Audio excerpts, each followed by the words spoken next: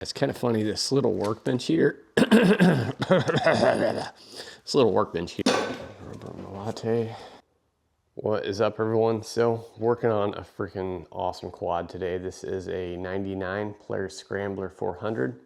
So, customer brought this in. It's not running right at all. So, one of the things I noticed right away, it's got a brand new DG expansion chamber. It's got a pretty well brand new DG silencer there as well. So this is the reason for the brand new chamber. Freaking crazy. I've actually never seen a two-stroke expansion chamber that exploded.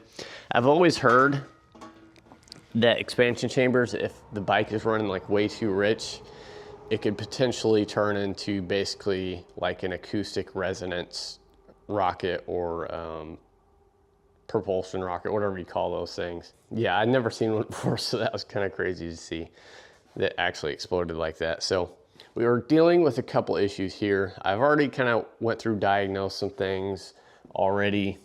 I took the stock airbox off of there. So with that pipe being on there, that stock airbox is going to be, you know, its biggest restriction at this point. That's why I put the pod filter on there. He'd already had it jetted, I think, with a 260 main was in there, and then a 40 pilot, and I think stock is 30 or 35 pilot and 240 main. So I put, I think it was a 30 main or a pilot in there, and then a 240 main, which is the stock stuff. Put that back in there to see if that would help rectify the issue with it running so rich, with no joy. So I even backed out the pilot screw like as much as I could before it was like completely not sealing, and was still having an issue. So thing will start and run, but at idle, the engine is vibrating so much. I think that's what's causing the overfueling issue. The carb is just like bouncing around all crazy, and I think it's picking up more fuel in the pilot circuit than it should be and overfueling it, causing it to be way too rich, and that's probably why that happened. But there is a couple different oil systems within this engine. The transmission is actually separate because this is a CVT drive quad, but I think there's a counterbalance in here that has oil in it, and then there's also the premix over on that side, which the premix has been deleted on this thing, and he's running premixed fuel and oil in the tank. 32-to-1 is what he's running. May have a leak either in the balance shaft. If it does have one, I think that's what I read, that it did have one, and it has oil in that system. If there's a leak there, that could be causing some of the excessive smoking, but it's definitely running way too rich either way. We got a big box of goodies here. This is a new choke lever. I just ordered these engine mounts for it. So that's what we're gonna try at first, is replacing all the engine mounts, see if that helps with the vibrating or not.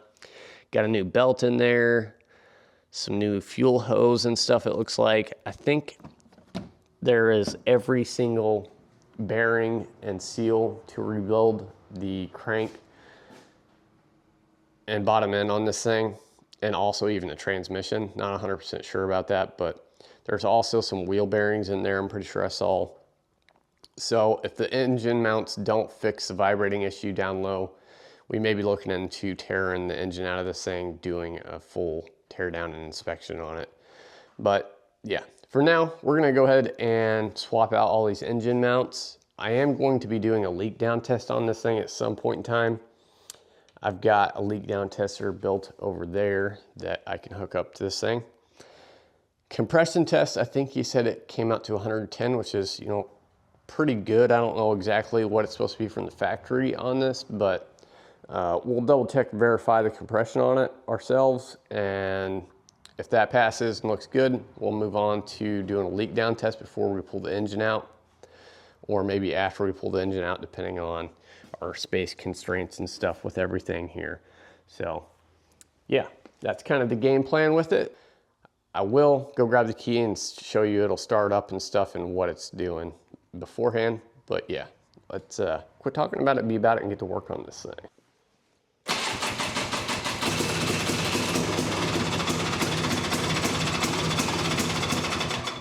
So if I let off the throttle, it just dies.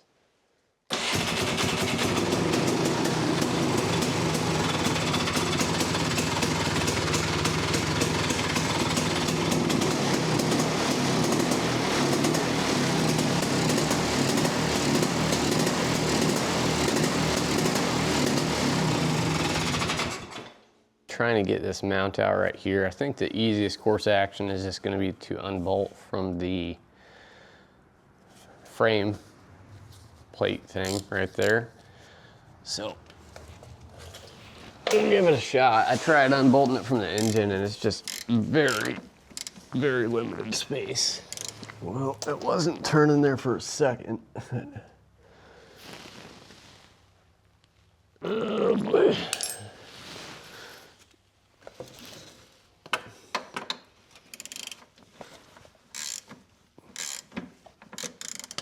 Let's see if we can get this one broke loose.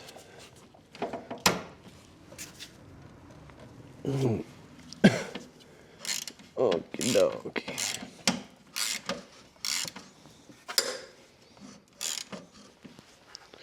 So now we'll move on to this. Try and make sure.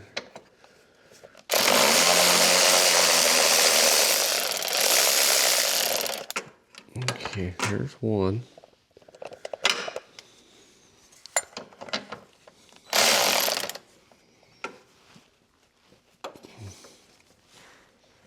Not a lot of room to work with right here.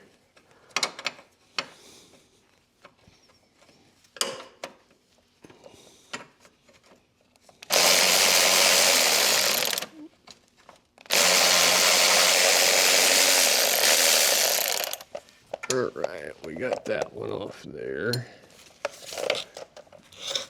I was trying to do the engine plate mounts right here, the bolts for it, and they're just so hard to get to. It was gonna be like impossible. So, oh, there we go. Yep, spooge all over all these things. Okay, so now need to get this off of here, but it's spinning inside of the mount.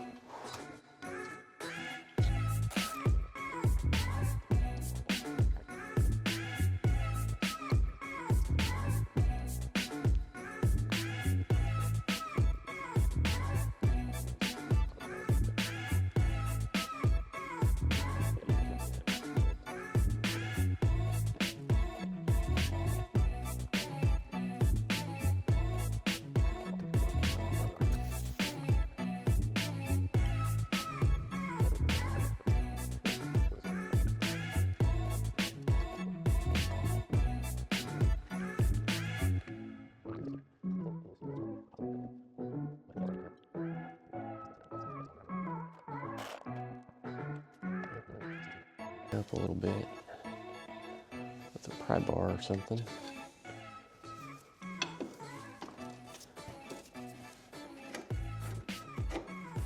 Okay.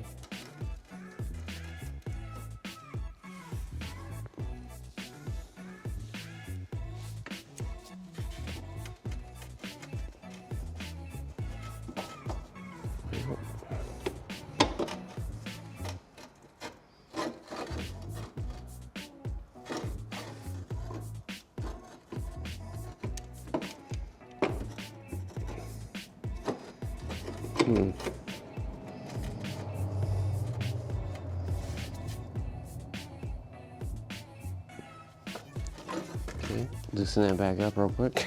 It is not on the line up here.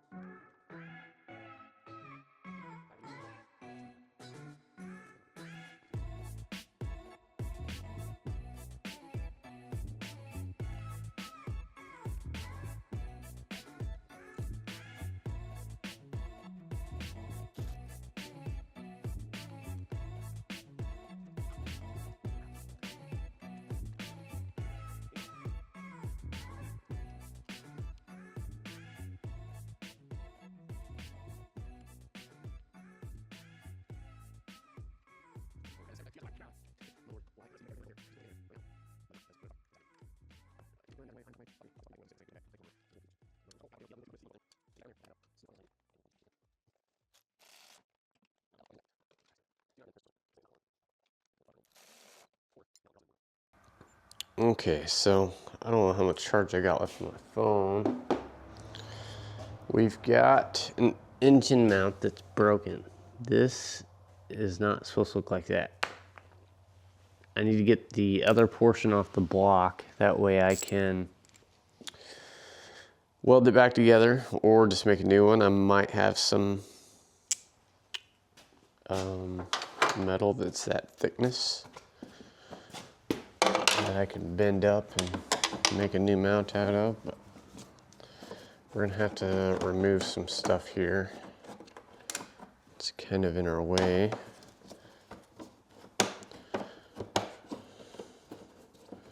So hopefully this will loosen up enough where I can get a ratchet in there. Yeah, I think so. That's not an 8mm. I need one of those like tool vest things. That would be pretty sweet. So I could just like keep all my commons like on my body. There it is. There's the other portion of this mount. I'm pretty sure somebody's tried to fix this at one point. Oh, that is going in the vise. So we'll get these pieces cleaned up once I get this bolt out of here. Get them welded back together, then I'll probably have to grind down some of it.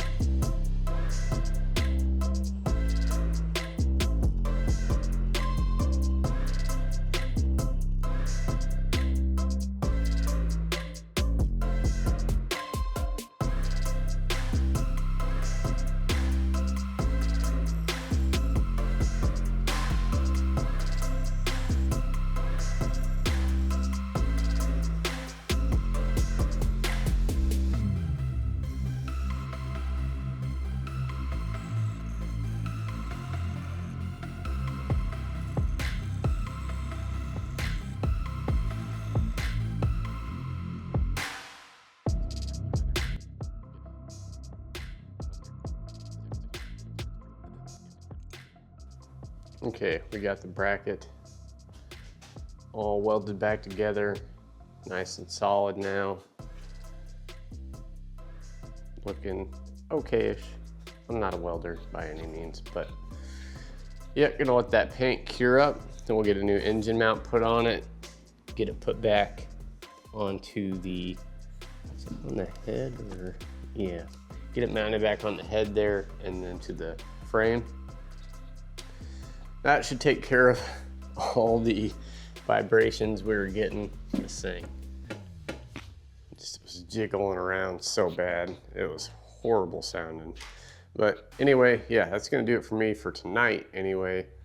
I'll get back to it in the morning whenever that paint's cured, get the new engine mount put on there, get it put on the bike. Throttle, it just dies.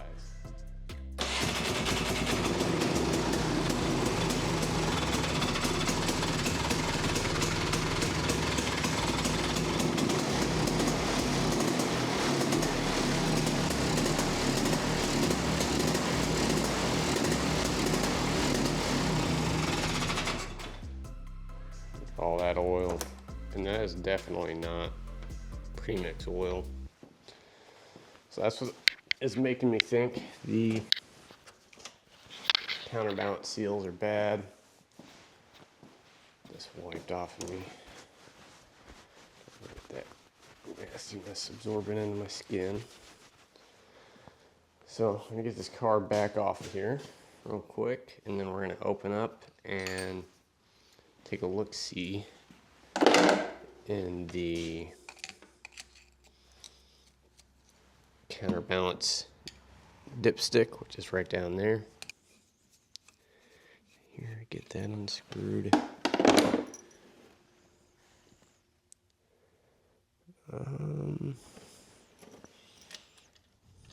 Honestly, it doesn't look like there's much in there, probably because it's eating it up.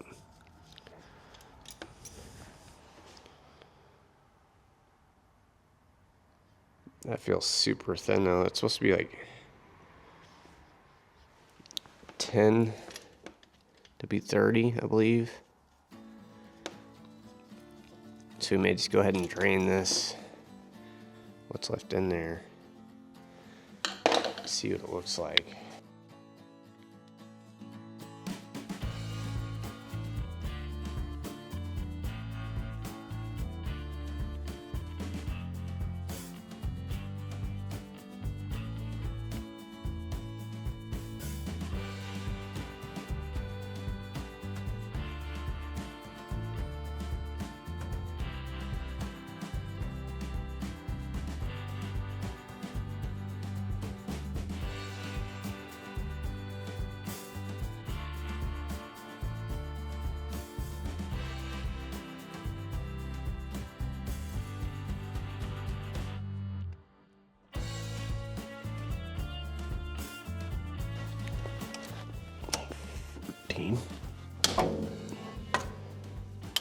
That was torqued on there pretty good.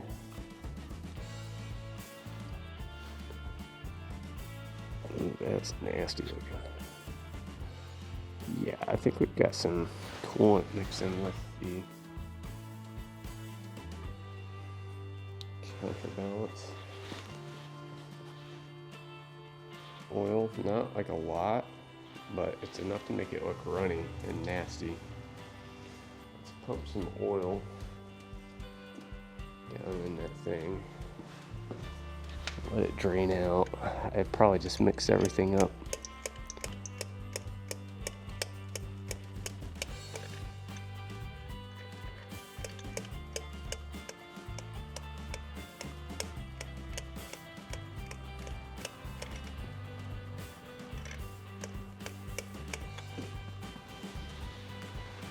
Oh, that's some disgusting looking oil there. So, based on that, it's seeming more like it's going to be both counterbalance and crankshaft seals. Alright, so we got the go ahead to tear this scrambler down. We're going to be pulling the entire engine out of this thing.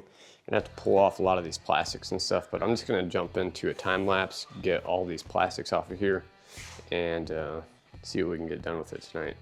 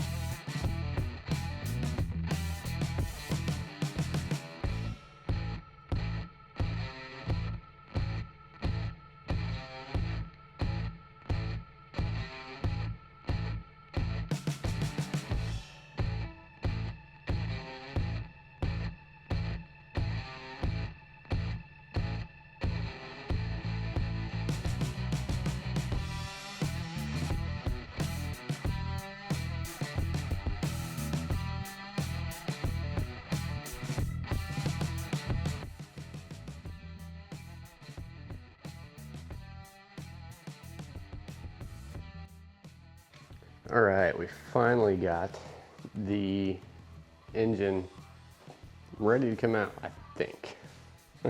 Some of the engine mounts on this thing, the positioning of them was just kind of wasn't designed or engineered in a way that was like easy for serviceability for sure, but yeah, we'll see what we can do here. I'm gonna try to pull it forward a little bit and then maybe turn it, pull it out, see if we can do that.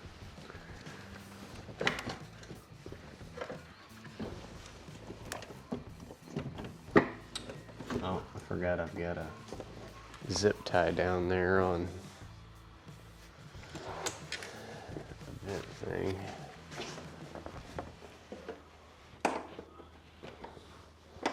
That might help to get that snipped off there.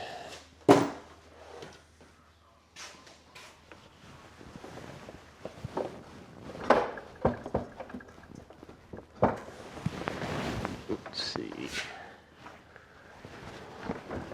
Oh, that engine mount's kinda.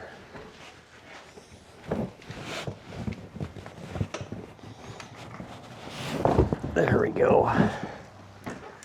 Okie dokie.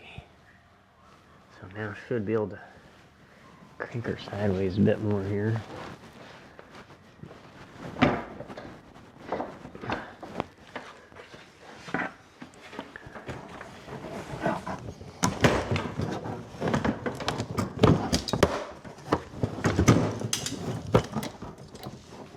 And there we go.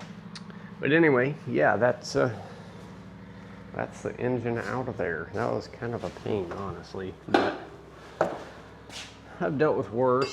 Yeah, I'm definitely going to be cleaning a lot of this up. It's disgusting.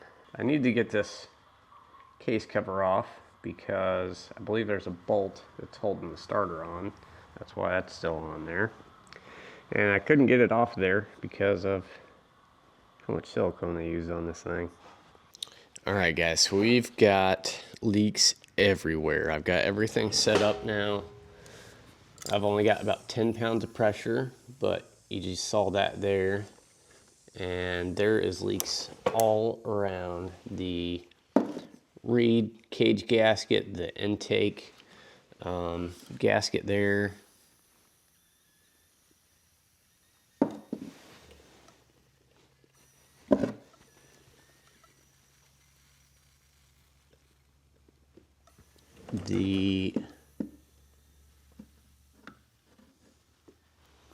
Oh, there's another one right there.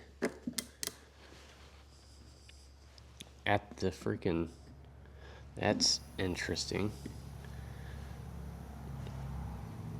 The stud for the jug is leaking. I tried to leave this a little bit loose just to see if we could get a leak to come out of there. Yeah, I feel a big, oh yeah, that's a big leak right there. That is crazy, it's leaking around that. I don't know, there may be supposed to be like some copper washers underneath the nuts for the jug studs. That's not uncommon. Yeah, that's a really big leak there. Let's go check out the other side here. I already have done some testing on some of this stuff, so let's see if any of these. Oh yeah, that stud, the nut there, it's leaking as well. Oh man, it feels like, yeah, this whole base gasket on the front is leaking too. Like a good amount of air coming out of that base gasket. I think where, yeah, the case splits right there. Okay, well, yeah, I'd say we definitely need to do a full tear down and put new seals and crank bearings. Definitely need to get that new gasket for the, yeah, this thing's just leaking everywhere. So we need to get new gaskets for the reed cage, the intake boot, probably just get a new intake boot. Man, look at all that leaking out of that stud there. there should be at least sealant on there, maybe not Loctite, but some kind of sealant. And then sometimes, well, a lot of times underneath the nuts for the studs there will be a copper washer or like an aluminum washer that can be crushed and seal that off. So I'm kind of surprised it's just a flange. So we may look into changing that to that style and then putting some thread sealant on the threads for those when we go back to do reassembly. I think we've got all the gaskets, bearings, and all that good stuff there. I don't know if we have the reed cage gasket and the intake boot gasket or not. I'll have to look in those boxes, see if we got that.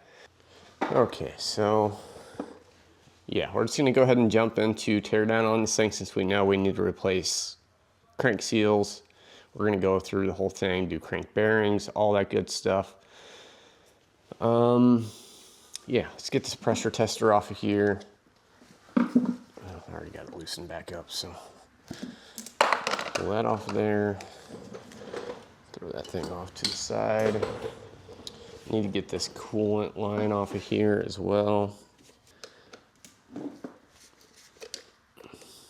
It's kind of funny, this little workbench here. This little workbench here is actually just a creeper. Like, you know, you lay on for working on cars and stuff. Get a little bit of lube in there. Oh yeah, that thing feels like it's glued on there or something.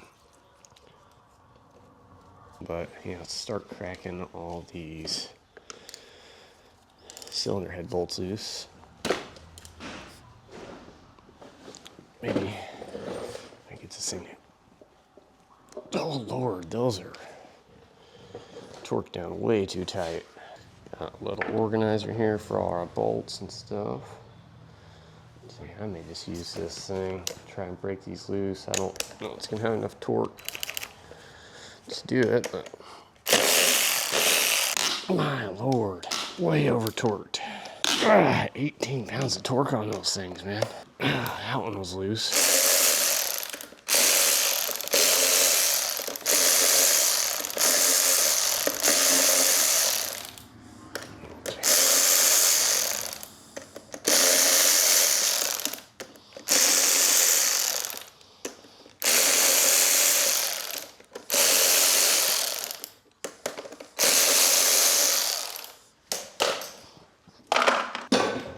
Latte.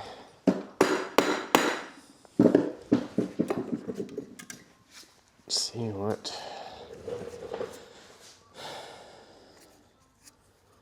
looks like something was inside that cylinder head at one point. Smacking around. Doesn't look like it's anything from lean detonation or pre-ignition or anything like that. So that looks good. May do a little bit of a resurface on that, make sure it's nice and true and flat.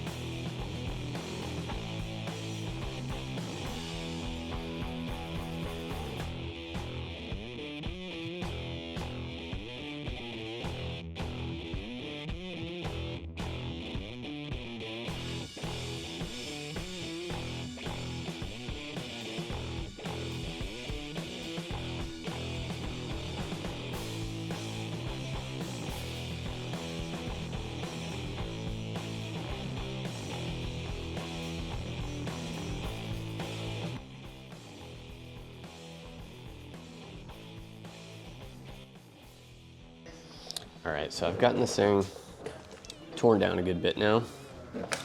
The cylinder bore does have some scoring, doesn't look like anything too bad really as far as that goes. The backlash on the big end rod bearing here for the thrust washers is pretty fat. It's over 25 thousandths. So I'm gonna have to double check the service manual to make sure that's not out of spec. Probably gonna do it for me for tearing this thing down tonight. I got another little project here I gotta get working on again. If you like the video, please hit thumbs up, helps me out a lot. Any questions, comments, or concerns, leave those down below. If you feel like I earned your subscription today, go ahead and tap on that subscribe button right down there, and I'll see you all in the next one.